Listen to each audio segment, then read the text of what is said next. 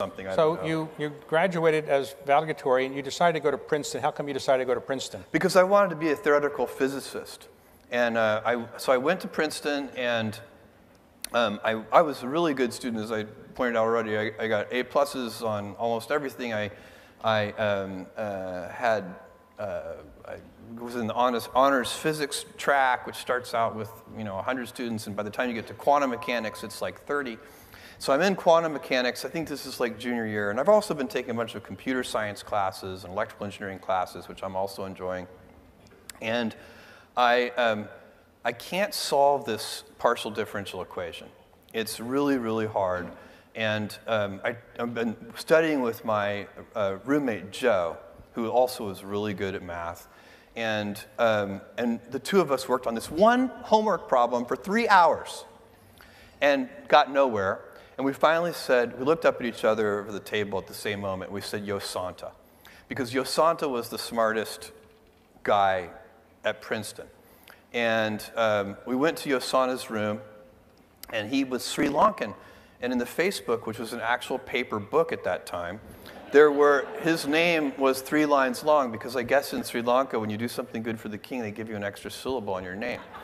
And so he had a super long last name, the most humble, wonderful guy. And we show him this problem.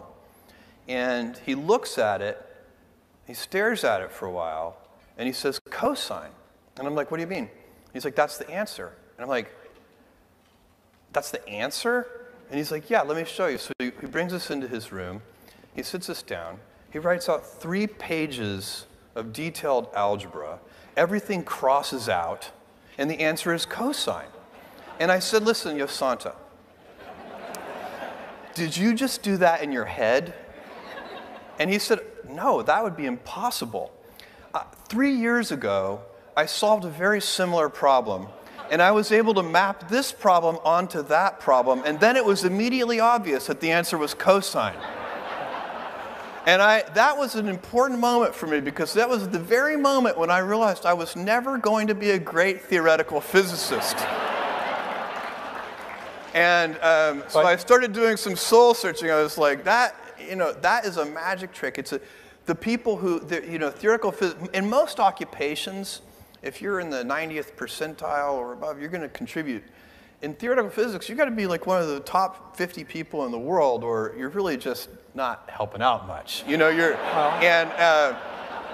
so I was very clear that I saw the writing on the wall, and I changed my major very quickly to electrical engineering and computer.